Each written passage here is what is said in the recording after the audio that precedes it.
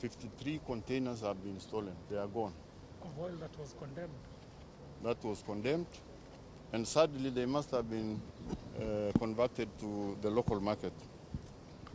We are told that DCI is carrying out investigation. We believe this investigation cannot take forever. And it is not a rocket science to establish the liability, who is actually behind those stolen 53 containers. So we want to put DCI on notice that they must move with the speed to be able to prosecute those culprits behind the stolen containers. There should be no sacred cows. We are aware that this facility belongs to a prominent businessman in Mombasa, who is also a top politician.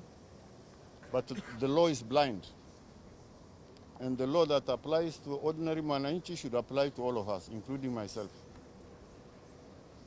So we are asking DCI to fast-track the prosecution of the owners of this. Number two, Kiarie, we are also putting you on notice. It is very sad to find an entity like this operating under full glare of Kiarie when we know that there is violation of the East Africa Community Section 26 of the Act, that the liability rests with the Portside, the owners of this business. In the event that properties disappear, they have to crack the whip.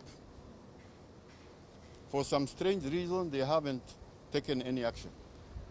We would have seen this place cordoned off as a crime scene from DCI, number one.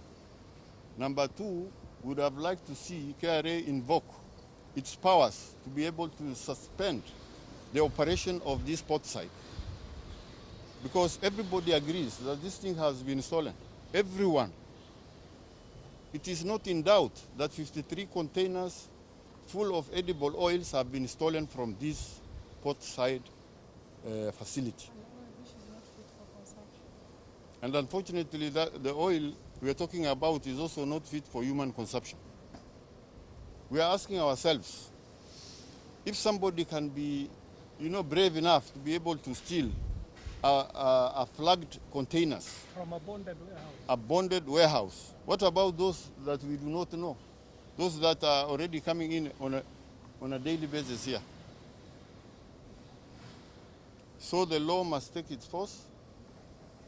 The facility, in our view, is operating illegally, and relevant agencies must move with the speed to be able to contain this situation before now we get bigger things.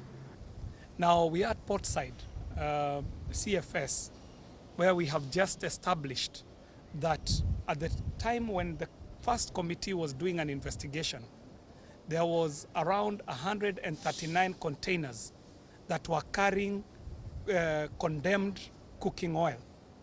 Today, as we were doing the investigation, we have established through random sampling that out of the 139, 88 of them are allegedly have allegedly been released to the market to be reused in manufacture of soap. The remaining 53 are the ones that have a suspicious chain of custody, because out of the 53 we've been able to establish that 2 of them were actually released as this process was going on, and the 51 that remain are actually empty, meaning that they do not have the condemned cooking oil. So the first thing that is a big concern for the public is, if this foodstuff has left a bonded warehouse, where did it end up?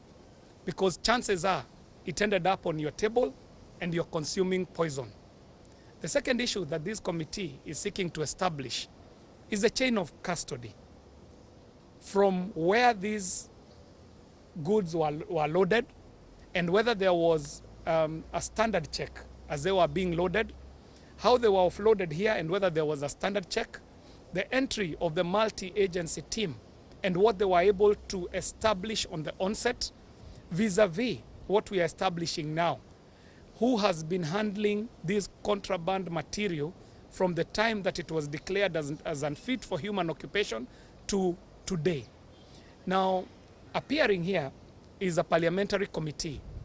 And by law, a parliamentary committee sits at the level of a high court when it comes to an investigation.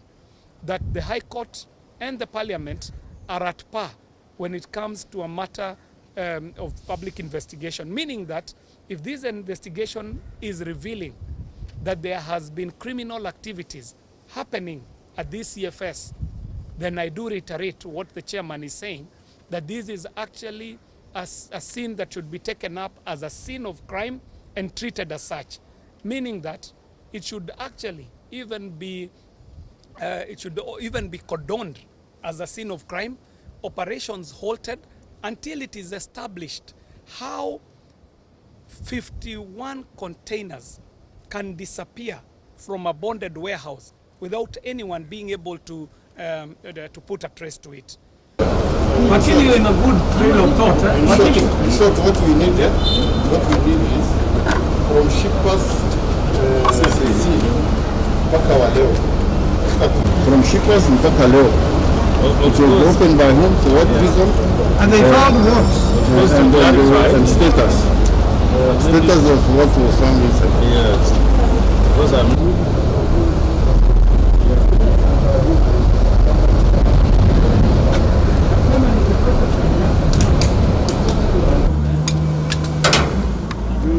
the boat.